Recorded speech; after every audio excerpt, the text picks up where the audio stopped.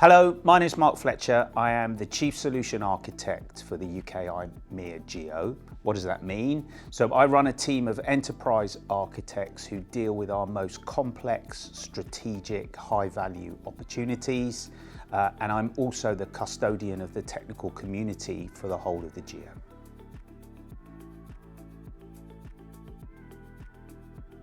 So I left school with a few GCSEs.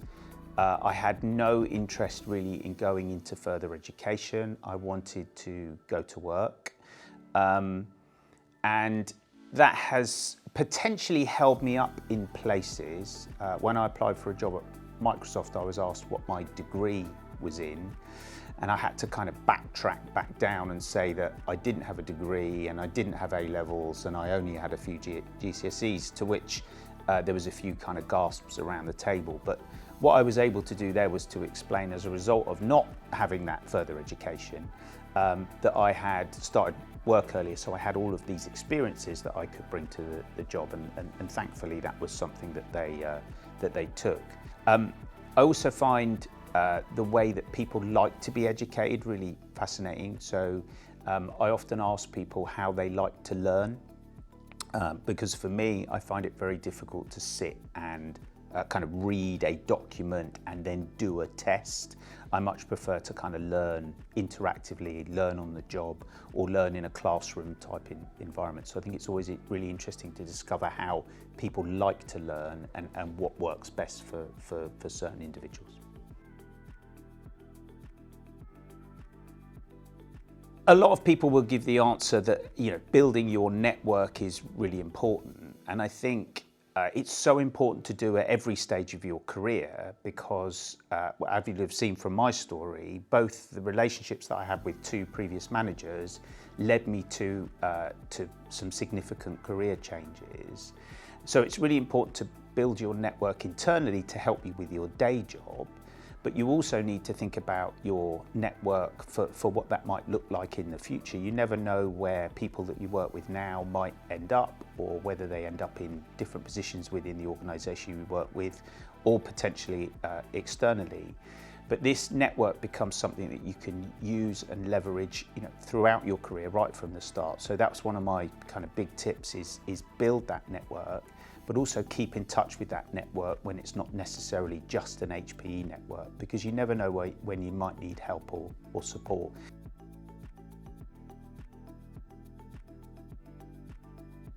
So I think the biggest lesson I've learned on my career journey is one of variety. So I still think of situations in jobs that I've had previously where I can leverage some of that experience.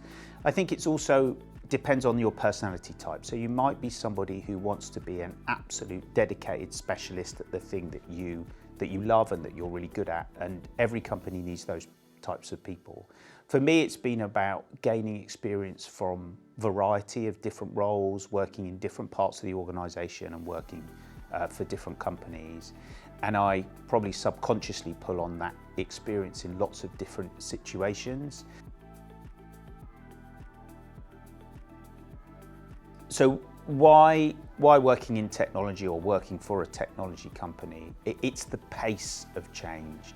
I think when I first started in IT, we were working with mainframes and dumb terminals mainly.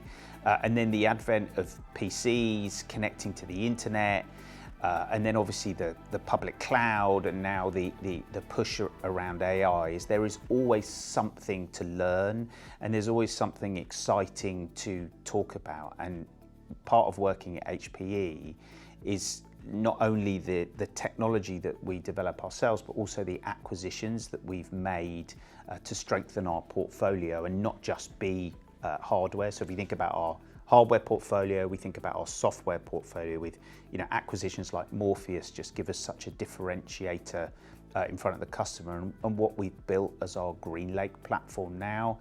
And the joy of working in technology is the constant learning, and also from a role point of view, it's really important to reinvent yourself and make sure that you are talking about the latest and greatest, not only from an internal point of view, but also obviously from your customer point of view as well, and having a breadth of knowledge.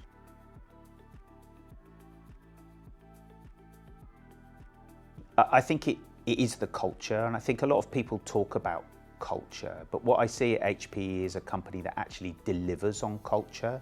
So whether that's from supporting people on internal moves and keeping them within the company and giving them lots of experience around all the different areas of the business that we have, that's how I see the culture. I think the way that we support volunteering and the charity efforts, I'm local to the Winnish office, and we do some fantastic volunteering things that we do. And also I think the kind of personal care as well. So, as a leader, I've been in a position where I've needed to give people time because of personal situations, and I feel empowered to do that as a leader. And last year, unfortunately, my wife was unwell. And as a result of that, I needed to put my hand up and ask for some support from my leadership as well. And it was given kind of unconditionally, and it felt really special to be on the receiving end of that. So not only, do I see the culture of HPE, I've actually felt it personally, as well as being able to offer it to other people as well. So absolutely the culture, and it's the reason why I'm still here as well.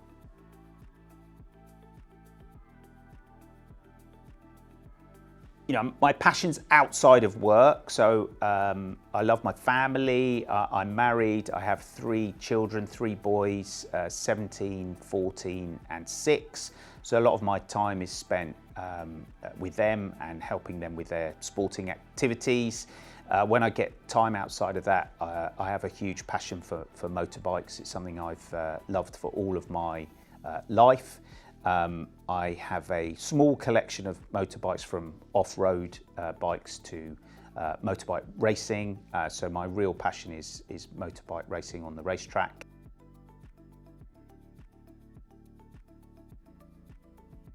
The biggest one is that if you are formulating what you want to say whilst the other person is still talking, you're not listening. And this is a really valuable piece of advice that you can take into your personal life as much as you can into your business life.